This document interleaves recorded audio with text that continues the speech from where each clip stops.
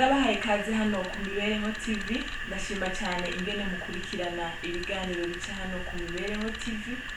Birerekana neza ko muri ko murashigikira ibikorwa bica hano ku Mibereho TV. Nuko uno munsi tugiye kuganira ingene ushobora kurwanya ubunebwe, ingene ushobora kuba umuntu w'umunyamwete. Nuko mu bisanzwe hariho abantu benshi usanga bafise ubwenge, ugasanga bafise ubwenge bwo gukora ibintu bikomeye cyangwa ugasanga bafise ingufu zo gukora, ariko kubera iyo ngwara y'ubunebwe iyo yabateye ugasanga nta kintu na kimwe bashoboye gushikako. Mbega wowe uri muri abo bantu bafise ingorane y'ubunebwe, ukifuza gushika kuri iki canke kiriya ariko bikanka kubera usanga ufise ubunebwe muri wewe? Kurikira neza kino kiganiro, ndizera neza ko hari ico kiza kugufasha. Abantu mutarakora abonema nagira ndabasaba kugira ngo mufyonde aho hepfo handitse s'abone, uraza kubona n'agakengeri kari hirya nako ugafyondeko kugira ngo uze wame wibonera amavideo aca hano ku Mibereho TV. Nuko ndabahaye ikaze. Ikintu ca mbere ukwiye gukora kugira ngo ushobore kurwanya iyo ngwara y'ubunebwe, nonora imitsi, gira agasport, gerageza mu gatondo canke ku mugoroba bivanye n'umwanya ufise, ukore sport n'imiburiburi iminota 30 ku munsi. Musanze kunonora imitsi bituma amaraso atembera neza mu mubiri, ukumva ko na wewe muri wewe umerewe neza, ugarukanye inguvu. Nuko niwakora sport, ico kintu kiri muri byinshi bifasha mu kurwanya ubunebwe. Ikintu ca kabiri ukwiye gukora, gerageza uryame bikwiye, itiro rihere. Mu bisanzwe abahinga bavuga yuko kugira ngo umuntu ashobore kuruhuka neza akwiye kuruhuka amasaha 8 ku munsi.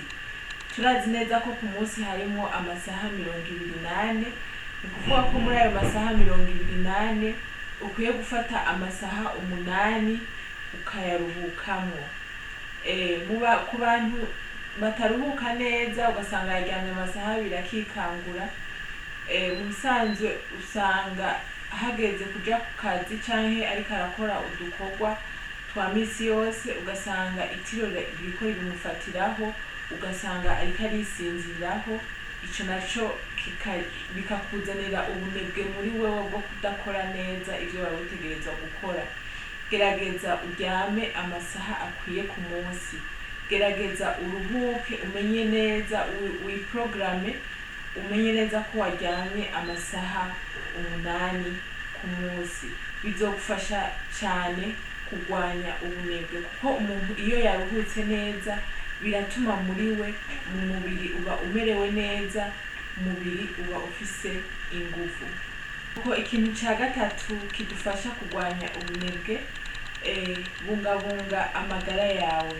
Musanze naho wowe ushaka gukora ibintu byinshi bitandukanye, ariko amagara yawe atifashe neza, nta kintu na kimwe ushobora gushikako. Raba ko ubunebwe butoba buva kuko amagara yawe yifashe nabi.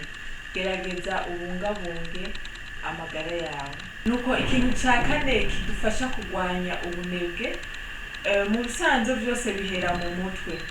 Gerageza ukunde ivyo ukora, kunda ivyo ukora. Ico ari cyo cyose wowe uri kurakora, gishiremwo umutima, wumve ko ugikunze.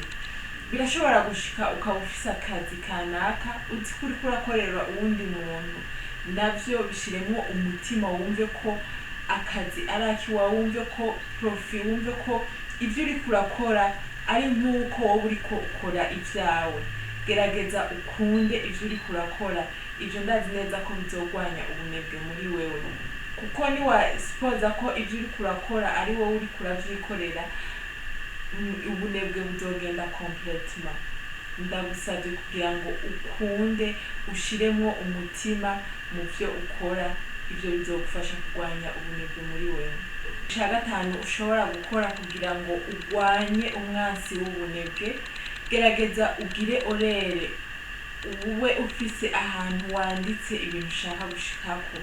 ushobora kugira orere y'indwi canke orere y'umunsi canke ukagira orere y'ukwezi bivana n'ico ushaka gushikako ingene kimeze. Nimba ushaka gushika ku kintu kanaka uvuga kizogutwara indwi yose kugira ngo ugishikeko, raba aho wandika ku rupapuro uvuge uti kuwa mbere ntegerezwa kuba mpejeje iki, kuwa kabiri nzokora kino, ku munsi wa gatatu nzokora kino. Ivyo bintu bizogufasha kurwanya ubunebwe muri wewe, kuko ico kintu musanzwe ivyo bintu niwe uzoba wavyiyandikiye. None ntuzomaramara kubona indwi yose iheze ata kintu na kimwe ukoze, muri wewe uzokumva muri wewe isoni ko niwe uzoba wavyiyandikiye. Gerageza wandike kuwa mbere vyanka vyakunda ntegerezwa gukora iki n'iki, ushireho orere izogufasha kurwanya ubunebwe muri wewe. Ikintu ca gatandatu ukwiye gukora kugira ngo ushobore kurwanya ubunebwe, gerageza uhagarike ibintu bisamaza. Ibintu bisamaza musanzwe ni vyinshi, ariko ndashobora kubabwira ibintu bibiri: televiziyo na telefone, les réseaux sociaux. Réseaux sociaux ziri kwinshi, ushobora kuba WhatsApp, Facebook, Twitter canke ibindi bintu bitandukanye biri kuri réseaux sociaux. Gerageza ugabanye ibintu bigusamaza. Ushobora gufata telefone wari uzi ko ugiye gusoma message, ugasanga kubera uciye ubona ko ibindi bintu, ugasanga wari ukwiye kumara ko iminota 2 yo gusoma message, ugasanga uyimaze ko amasaha 2 canke arenga. Mu bisanzwe ibintu bisamaza bitera ubunebwe. Gerageza umenye igihe ca telefone n'igihe c'akazi. Tandukanya igihe c'amatelefone canke igihe ca televiziyo, igihe c'akazi. Canke televiziyo ukayijako ugasanga uyimaze ko umwanya wose, ugasanga nta n'ikintu na kimwe wimariye uwo munsi kubera televiziyo. Gerageza umenye igihe c'akazi, igihe ca telefone n'ikindi gihe c'ibintu bitandukanye.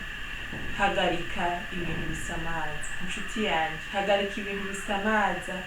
Ikintu cose kigukura kuri objectif wari ufise uwo munsi gihagarike. Nimba bisaba kuzimya telefone, yizimye nta caha kirimo, kugira ngo ushobore kubandanya ivyo wateguye gukora uwo munsi.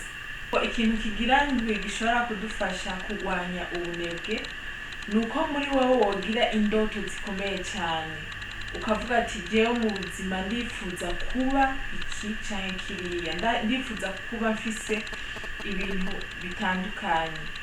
Musanze kurota ni kuvuga ati jewe muri kino gihe ibi bintu ntavyo nshobora gushikako, nta mafaranga yavyo mfise yo kubigura, nta bushobozi mfise. Ariko ukibona muri kazoza kawe, ukibona uri umushefu, uri umuntu afise entreprise ikomeye cyane, uri kindi kintu. Gerageza urote ibintu binini cyane, ibintu ubona ko udashobora gushikako muri kano kanya. Musanze ivyo bizoguha ingufu zo gukora cyane. Uzomenya neza ko kugira ngo ushike kuri iyo ntambwe wifuza gushikako uzoba wakoze cyane. Gerageza muri wewe urote ibintu bihambaye, wibone muri kazoza, wibone ko uri umuntu azoba akomeye cyane. Ivyo bizoguha ingufu zo gukora cyane, ubunebwe buzoca bugenda complètement. Gerageza urote ibintu binini cyane. Ikintu ca nyuma wokora kugira ngo ushobore kurwanya ubunebwe muri wewe, gerageza urabe umuntu akubera akarorero muri wewe. Nibaza ko benshi usanga bibashikira, na jewe usanga bishikira, nkavuga nti ndifuza kumera nka naka, ndifuza gushika ku vyo ashitseko. Ubuzima arimwo ndifuza nanje kuzobubamwo igihe kizoza. Gerageza urabe wigire ku bantu bagusumvya experience canke bagusumvya ibintu, ubigireko. Mu bisanzwe kenshi na kenshi abantu bashitse ku bintu bihambaye, abantu b'abatunzi bakomakomeye, uravye uravye aho baciye canke aho batanguriye kenshi wasanga ari abakene, ariko kubera gukora cane ugasanga bibashikanye ahandi hantu, ugasanga baramenyekanye, ugasanga ni ivyamamare kubera gukora cane. Rero niwipfuza ubuzima kanaka abayemwo, kubwipfuza si bibi, gerageza ukore cane kugira ngo ushobore gushika ku buzima nawe arimwo.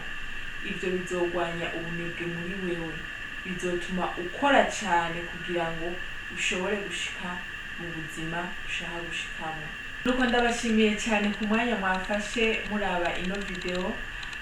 Ndasabye abatarakora subscribe, mufyondaho hepfo handitse subscribe canke handitse s'abone mu rurimi rw'igifaransa, muraza kubona n'agakengeri kari hirya nako mugafyondeko, ako kabafasha kubona amavideo dusohora hano ku Mibereho TV. Igihe cyose dusohoye amavideo, menya ko kuri telefone yawe uzoca uronka notification ikwereka ko dusohoye amavideo niwafyonda ku gakengeri kari aho hirya ya s'abone canke ya subscribe. Ikindi ndabasaba kugira ngo mukore commentaire, menye ivyiyumviro vyanyu ku biganiro dusohora. Hepfo haranditse, hariho aho mwandika de commentaire. Ikindi naco mwifuza ko abagenzi banyu bashobora kubona ibiganiro dutanga, mushobora kugira partage, mugashonda kuri share canke kuri partage mu rurimi rw'igifaransa.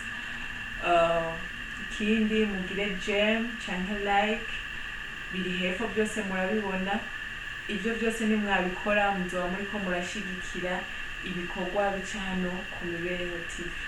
Nuko mugire umunsi mwiza, Imana ibandanye ibazigama, turabakunda cyane. Bye bye.